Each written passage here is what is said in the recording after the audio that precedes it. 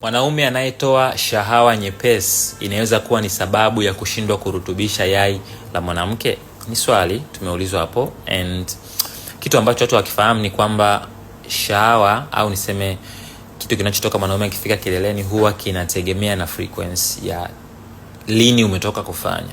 Mwanaume ambaye hajafanya kwa wiki, labda tuseme mwezi, ni tofauti na ambaye ametoka kufanya jana. Ambaye hajafanya mwezi tunategemea ziwe nzito, tena zinakuwa somehow kama zinakuja kwenye yellow. Nadhani wanaume wananielewa.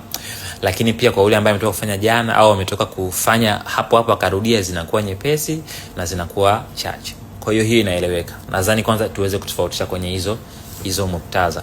Lakini pia issue nyingine ya muhimu ni kwamba inawezekana kuna ukweli, kwa sababu kama mwanaume hajafanya muda mrefu na bado shahawa zikawa hivyo, maana kuna kitu hakiko sawa. Tunategemea ziwe nzito, density yake ni kubwa kuliko maji. Zoezi jepesi ni unachukua glass, unaweka glass ambayo ukipata transparent itafaa, ambayo unaweza kuona, then unazichukua unaziweka tu juu pale pap. Kama zitaenda chini zitatuama, maana yake somehow tunaweza tukasema kuna baadhi ya vigezo zimekidhi.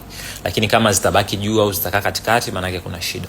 Kwa hiyo hii peke yake haitoshi kusema mwanaume hayuko sawa au mwanaume yuko sawa. Peke yake haitoshi. Kuna vipimo vingi vya kuangalia uwezo wa mbegu kutembea, kitu ambacho kwa macho hauwezi kuona. Morphology ya mbegu, kitu ambacho kwa macho ya kawaida pia hauwezi kuona. Kwa hiyo vipimo viko vingi, hiko peke yake hakitoshi. Lakini pia ikumbuke ya kwamba mara nyingi jamii inamnyoshia kidole mwanamke, hususan linapokuja swala la shida ya uzazi. Huwa si kwa sababu labda wanaume hawaonekani au la, lakini ni kwa sababu nyingi sana. Ningependa uniambie kwenye comment, unadhani ni kwa nini kapo, yani mwanaume na mwanamke wanapokuwa wameshindwa kupata mtoto, jamii inamnyoshia kidole mwanamke? Yani kwa nini mwanamke kwanza? Why? Niambie kwenye comment. Lakini pia ukishare makala hii na rafiki utakuwa mfanya jambo la maana. Kumbuka hii ni Swahili Medics. Jitambue, jitibu, jiamini.